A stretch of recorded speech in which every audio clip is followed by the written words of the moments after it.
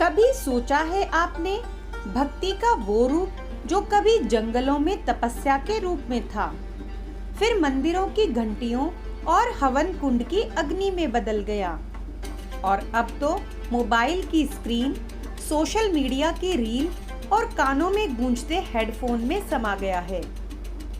ये कोई मजाक नहीं है, ये है कलयुग की भक्ति, जहां साधु संत ऑनलाइन हो गए हैं और आरती अब लाइव स्ट्रीम में होती है। पर क्या इसका मतलब ये है कि भक्ति का प्रभाव कम हो गया है? नहीं, बल्कि अब वो और भी गहरा हो गया है, बस तरीका बदल गया है। 4 युगों की बात करें तो सतयुग में भक्ति तपस्या और ध्यान के रूप में थी। त्रेता युग में यज्ञ और बलिदान प्रमुख था। द्वापर युग में पूजा, आरती और मंदिरों का प्रारंभ हुआ। लेकिन कलयुग में तो इंसान खुद से लड़ रहा है, समय से, तनाव से, असली और नकली के फर्क से। तो अब जब युग ही बदल गया है तो भक्ति के तरीके भी तो बदलेंगे, है ना? आइए जानते हैं कलयुग में भक्ति की कुछ चुनौतियां। इस युग में इंसान के पास समय नहीं है, ध्यान नहीं है, संयम नहीं है और मन भटकता रहता है। लोग भाग रहे हैं, घर से ऑफिस, फिर पार्टी, फिर सोशल मीडिया, फिर नींद और फिर वही दोहराव। तो इस दौड़ में ईश्वर कहाँ है? क्या भगवान भी अब रिमाइंडर में जुड़ गए हैं? क्या भक्ति भी अब नोटिफिकेशन बन गई है?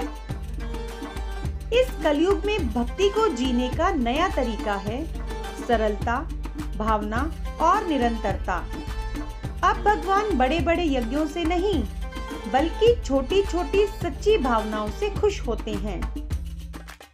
सबसे पहला, मौन में भी भक्ति है। जब आप सुबह सुबह आंखें खोलकर एक सच्चा धन्यवाद बोलते हैं तो वो भी भक्ति है। दूसरा, नाम जप अब माला से नहीं, दिल से होता है। आज भले ही आपके हाथ में माला ना हो, पर अगर दिल में राम राम गूंज रहा है तो समझ लीजिए भगवान सुन रहे हैं। तीसरा, मोबाइल में भी मंदिर है। YouTube पर आरती सुनना, इंस्टाग्राम पर किसी संत का प्रवचन देखना या व्हाट्सएप पर रोज सुबह शुभ संदेश भेजना, ये सब भी एक नया आधुनिक उपासना का तरीका है। चौथा, सेवा ही सच्ची पूजा है। किसी भूखे को खाना खिला देना, किसी वृद्ध को सहारा देना, किसी बच्चे को किताबें दिला देना, ईश्वर को इससे ज्यादा कुछ नहीं चाहिए। आज की दुनिया में भक्ति का मतलब केवल मंदिर जाना नहीं है।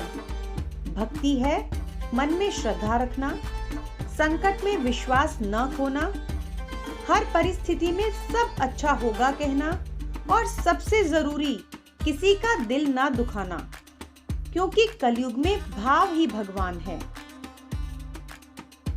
अब मैं आपको छोटे छोटे सरल उपाय जो कलयुग में भक्ति को सशक्त बनाते हैं वो बताती हूँ। पहला, सुबह उठकर भगवान का नाम लेना, सबसे पहला काम। दूसरा, एक दिन में कम से कम 5 मिनट मौन साधना। तीसरा, हर रोज कोई एक नेक काम करें, चाहे वो कितना भी छोटा हो। चौथा, हर शुक्रवार या फिर किसी विशेष दिन व्रत या संकल्प लेना। पांचवा, श्री राम, श्री कृष्ण, शिव, जिस भी देवी देवता में आपका विश्वास हो, उनके नाम का जप करना। बस नियम नहीं है, भावना चाहिए। अब कई लोग पूछते हैं, क्या ऑनलाइन भक्ति, रील्स की आरती और वर्चुअल दर्शन असली भक्ति है? तो उत्तर एक ही है, यदि मन सच्चा है और साधन तो कोई भी हो, परंतु भगवान मिल ही जाते हैं। चाहे आप मंदिर जाएं या मोबाइल से दर्शन करें, अगर आंखों में श्रद्धा है और हृदय में समर्पण, तो ईश्वर स्वयं आपकी ओर बढ़ते हैं। मैं आपको कुछ उदाहरण बताती हूँ जो कलयुग के प्रमुख भक्त बन गए। सबसे पहले संत नामदेव, जिन्होंने एक बार ईश्वर से कहा, यदि तू मेरे साथ नहीं है तो मैं भी तेरे साथ नहीं।